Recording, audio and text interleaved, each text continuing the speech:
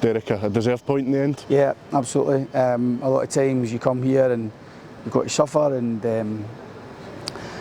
give up a bit of possession. I thought there was a good structure about us. We tried to be brave with the selection. A lot of our attacking players had to do a lot of defending, of course, but we also wanted to try and have a game plan where we had a punch in us, a threat in us.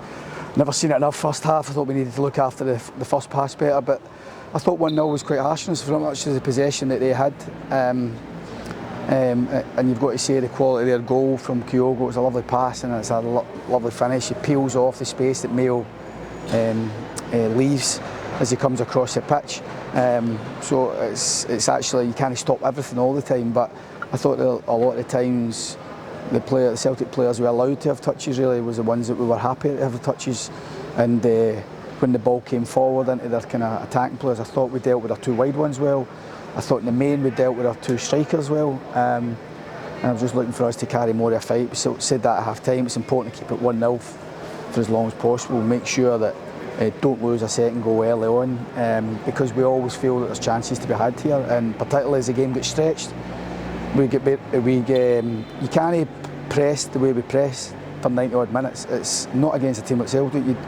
There's a physical output that makes it that impossible, but there's also you can't do that against that quality. There's times to press, and I thought we got the balance of that really well, particularly second half when we really got after them. I think you could feel the anxiety in the crowd here. They stopped looking after the ball a bit more with a bit more confidence, and I thought we had the belief. The players gave me the belief they have done all season. So I think it goes hand in hand really that we felt there was a goal coming, and thankfully Davy comes up with a big moment. There could be a sense that we were maybe a wee bit disappointed we've not made more of the chances, because I thought we had good opportunities, and Joe Hart I thought was very good when they had to be called upon.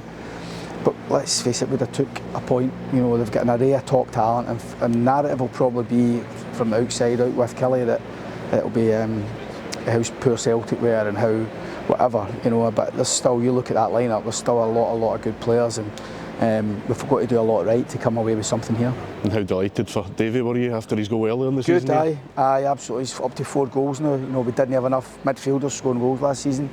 We've got Brad on 3, we've got Davy on 4, and Brad's missed a lot of the season. So no, brilliant for him. And I do think that, you know, I had options for the team today. It was difficult picking the team.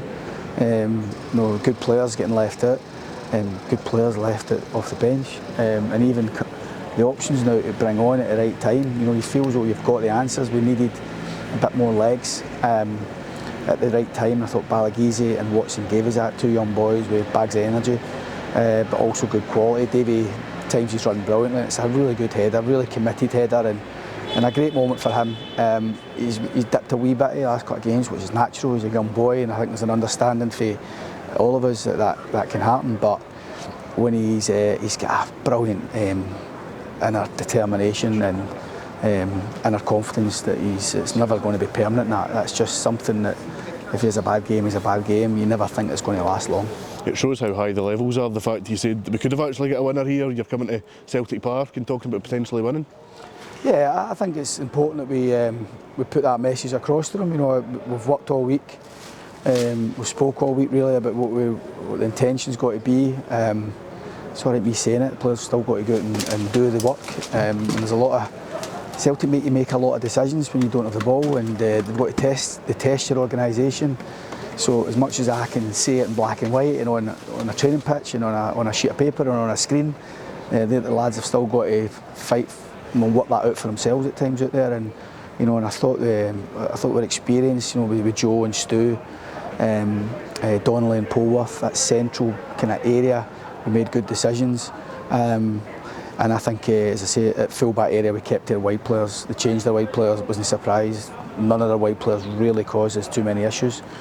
And Mayo and Ndaba were a big part of keeping them at bay. So, you know, it's a good result for us. It's a good point. Hopefully, it's an important point in the context of the season. It keeps us, as I say, only team to beat us with Rangers at Ibrox, you know, a while back now. So it keeps that kind of ticking along nicely. But you know, says to the players, we're going to have to try and keep improving. Keep our eyes on the prize. We've got 7 games left before the split now, and we've still got wins. So, but today doesn't do us any harm.